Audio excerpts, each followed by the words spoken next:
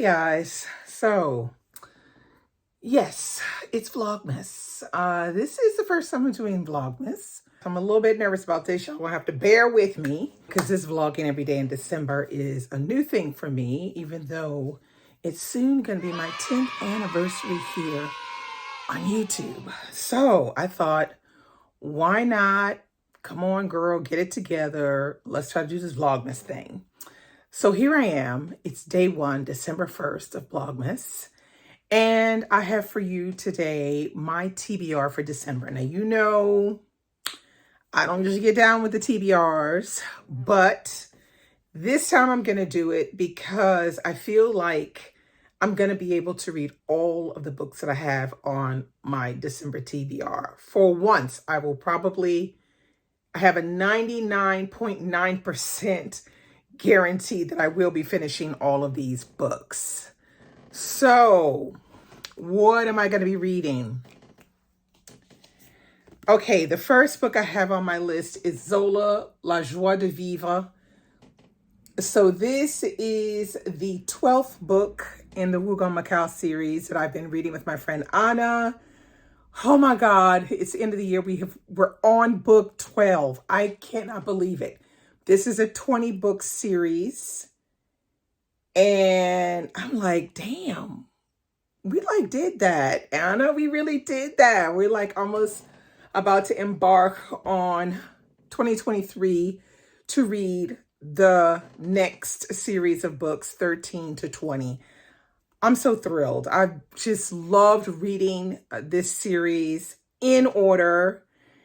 It has been eye-opening to see the brilliance of the writing of Émile Zola. Y'all gonna get another video on this, I'm sure, during these 30 days. So that's the first book. Okay, the second book on my list is this one, The Buddha in the Attic by Julie Otsuka. Okay, I don't know if this is her first book or not, but I will be reading this book with my Normandy book club in a couple of weeks, I think it is. So this one is, it says, in 8 incantatory sections, the Buddha in the Attic traces their extraordinary lives from their arduous journey by boat, where the girls exchange photographs of their husbands, imagining uncertain futures in an unknown land, to their arrival in San Francisco and their tremulous first nights as new wives, to their back-breaking work picking fruit in the fields and scrubbing the floors of white women in their homes, to their struggles to master a new language and a new culture, to their experiences in childbirth and then as mothers, raising children who will ultimately reject their heritage and their history, to the deracinating arrival of war. Okay, this is what we'll be reading for my Normandy book club. It's a very thin, slim one. I can't wait. I've had this book on my TBR forever and ever and ever. So the fact that I'm going to be getting to it this is a good thing. Okay, the next book on my list is this one, which is called The Bride Price.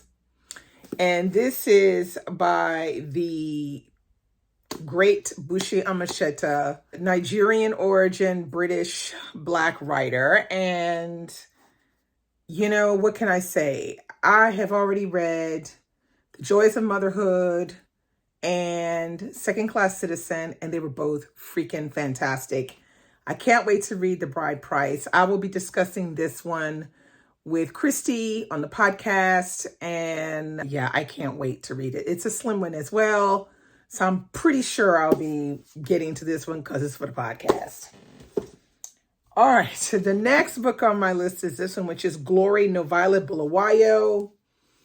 And so this is Novila Bulawayo's second book. Her first one was We Need New Names, which I did enjoy to a certain extent. And this is Glory. So it says, a long time ago in a beautiful land not so far away, the animal denizens lived quite happily. Then the colonizers arrived. After nearly 100 years, a bloody war of liberation brought new hope for the animals along with a new leader. a charismatic horse who commanded the sun and ruled and kept on ruling. For 40 years, he ruled with help of his elite band of chosen ones, a scandalously violent pack of defenders. And as he aged, his beloved and ambitious young donkey wife, marvelous. Okay, so this book was long listed and I think shortlisted for the Booker. And so it, has animals, with human characteristics. And it covers the history of Zimbabwe. So I'm really interested in reading this one, and I will be buddy reading it with a few of my other booktube friends. I can't wait. And yeah, this is one that I picked up this year, and I picked this one up actually in August on my holidays, and I definitely want to read this, before the year ends. Okay, the next book on my list is this one, I Am Not Sidney Poitier by Percival Everett. This will be this will be my fourth Percival Everett. And I can't wait to get to this one. Wow, I can't wait to get to it because I have a feeling this one is going to be really good. I'm really going to enjoy this one as well. This one, it says, Everett's hilarious new novel follows not Sidney Poitier's tumultuous life as a wealthy orphan, maturing under the watch of Ted Turner. Not Sidney gets arrested for driving while black and sleuths a murder case in Smut-Eye, Alabama, all while navigating the current communication problem. What's your name? A kid would ask. Not Sidney, I would say. Okay, then what is it? Okay, so you can see Percival Everett has quite a sense of humor. So I can't wait to get to this one. And this one is not too long either. It's not even 300 pages. So normally this one should be good. And last but not least, The Love Songs of W.B. Du Bois by Honoré Fannin Jeffers. Now, this book came out last year. This copy is a signed copy, so I'm really happy about that. But it's a chunker. So this is a book that I will be reading with a couple of booktube friends. And this book is actually 790 pages long. So we're going to be starting this well at the first of the month and hope to finish somewhere around by Christmas. That will be finished it, I'm hoping. So yeah, so this is a family story. So it says, the great scholar W.B. Du Bois once wrote about the problem of race in America and what he called double consciousness, a sensitivity that every African American possesses in order to survive.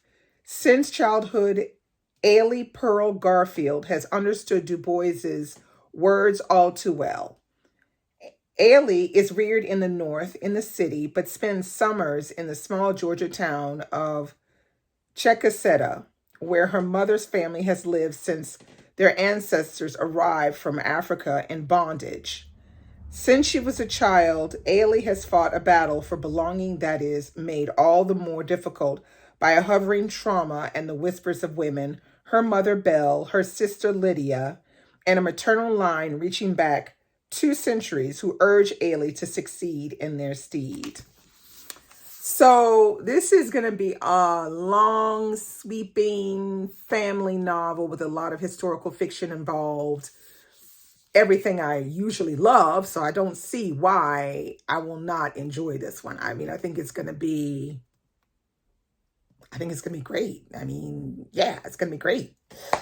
So, yeah.